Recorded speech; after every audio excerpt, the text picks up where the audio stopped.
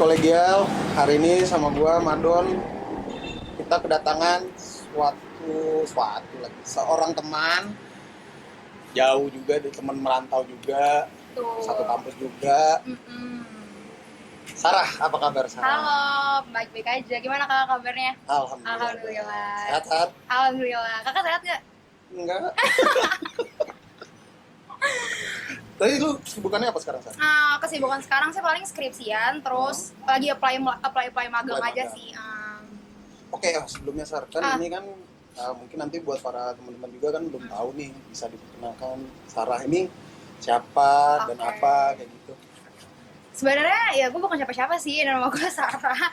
Ya nggak ada yang spesial gitu, nama gue Sarah. Kebetulan saat ini gue sedang kuliah di Brawijaya di Fakultas Ilmu Administrasi semester akhir, semester 8. Dan sekarang masih saya proses skripsi aja sih, paling itu aja. Dan kesibukan gue juga nggak ngapa-ngapain sih, paling ya udah kayak ngurusin apply magang, main TikTok, main Instagram, udah gitu doang.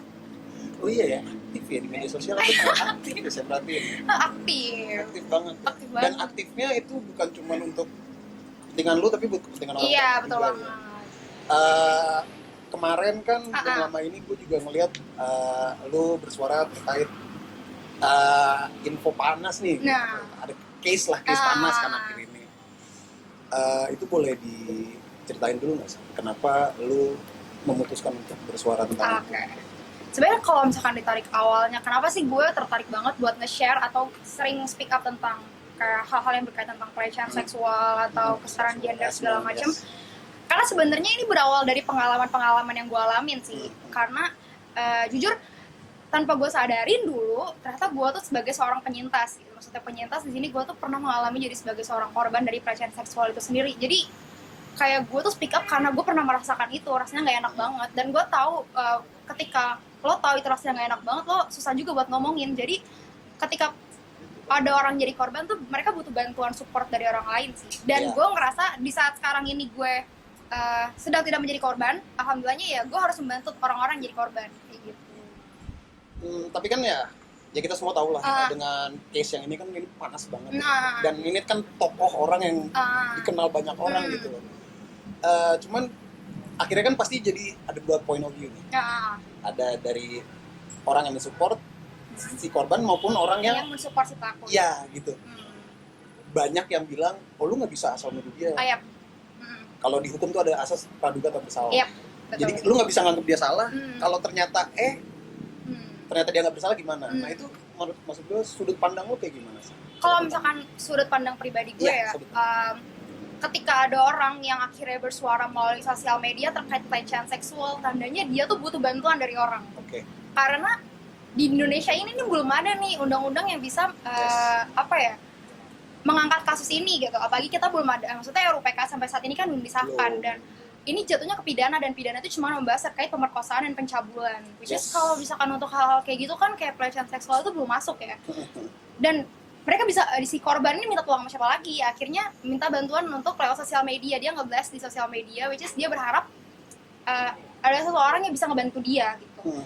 Ketika ada yang bilang, ya tapi kan dia belum terbukti bersalah nih si pelaku ini, si terduga pelaku ini kan dia belum terbukti bersalah gitu. Tapi kalau misalkan menurut gue pribadi, gue lebih mending mendukung si korban walaupun pada akhirnya dia ternyata cuma penyebar hoax gitu, dibanding gue mendukung si pelaku tapi ternyata dia benar, ngerti gak sih? Iya. Jadi mendingan gue dukung korban, karena ketika korban ini pun sekalinya dia ternyata menyebarkan hoax atau dia bikin berita palsu segala macem, dia yang bakal kena batunya sendiri nanti gitu.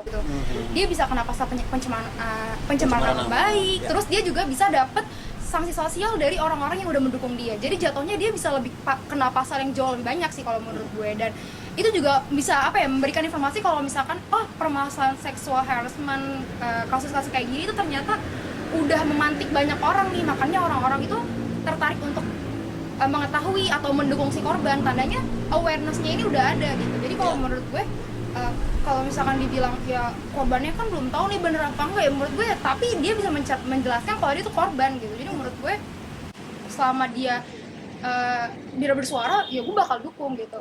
Walaupun pada akhirnya nanti terbukti bersalah, ya itu bakal jadi urusan selanjutnya gitu.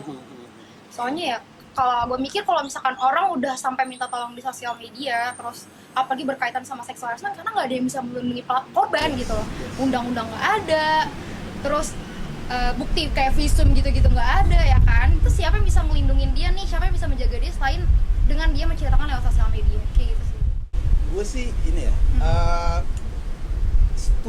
setuju dan ada beberapa hal yang maksudnya Masih nggak pertanyakan juga. iya banyak yang mau pertanyakan. Kayak misalnya, soalnya gue ada setuju juga dengan misalnya lu nggak bisa nganggap orang, soalnya kan itu berlaku untuk semua. Iya, asas praduga tak bersalah ini kan berlaku untuk semuanya. Akhirnya ini kan nanti ujungnya misalnya korban ternyata bukan dalam tanda kutip bukan korban. Iya. Itu akhirnya ada social pressure juga kan buat dia. Iya. Gitu loh. Itu yang makanya maksud gue tuh apakah sedikit abu-abu atau bagaimana? Mungkin abu-abu ini karena kita belum punya undang-undang yang jelas yang spesifik khusus. Lu tahu nggak sih, jadi di KUHP itu nggak dikenal namanya pelecehan seksual. Iya, betul banget. Jadi yang dikenal itu cuman kata cabul sama pemerkosaan ataupun tindakan kesusilaan. Oke. Ya kan konteksnya luas gitu loh, ngomongin kayak gitu konteksnya luas banget gitu.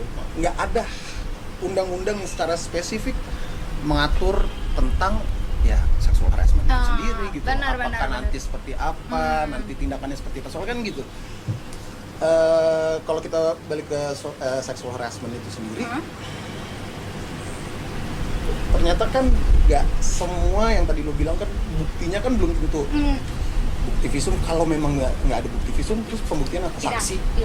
Saksi hampir, gue baca pas itu ada survei bilang rata-rata orang yang melihat saksi kejadian seksual harassment 53% diam. Iya, betul.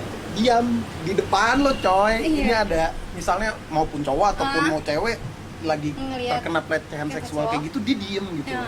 Dan itu sering terjadi bukan di ruang tertutup kayak gang sempit gitu, enggak, di ruang publik. Iya. Di misalnya contoh busway atau lagi di mana tempat padat kayak gitu. Makanya kan lucu sih.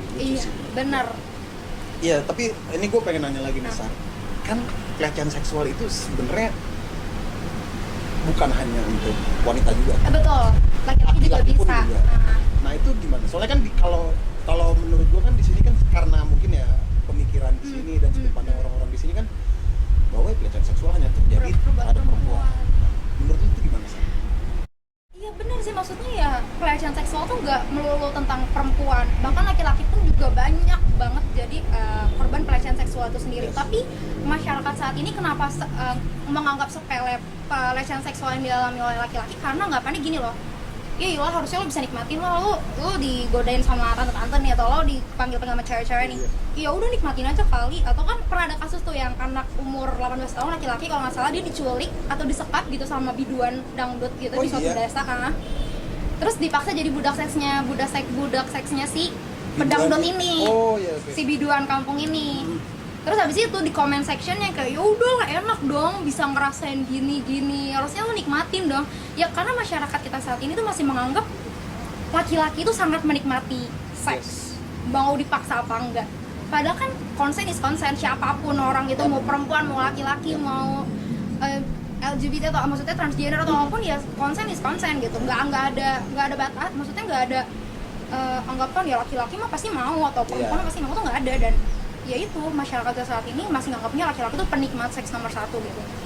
Dan itu sih yang ngebuat pada akhirnya laki-laki jadi malu atau segan untuk bersuara terkait pelecehan seksual yang mereka alami. Karena ketika mereka bisa speak up terkait pelecehan seksual yang mereka alami, ya mereka malah mendapatkan cemohan-cemohan atau anggapan-anggapan, lu gay ya, kok lu nggak bisa nikmatin pelecehan, nggak bisa nikmatin cewek sih. Maksudnya kan nggak jelas hal-hal kayak gitu ya. Kita laki-laki lebih banyak buat ya udah deh, padahal kan pelecehan seksual beneran bikin trauma gitu. Maksudnya beneran bisa bikin sebuah kayak memori buruk, nggak peduli kan memori buruk itu dialami perempuan atau laki-laki, itu pasti nempel gitu. Dan maksudnya gue juga punya temen gitu, gue punya temen dia ngalamin, laki-laki dia ngalamin pelecehan seksual sama perempuan, which is temannya sendiri gitu.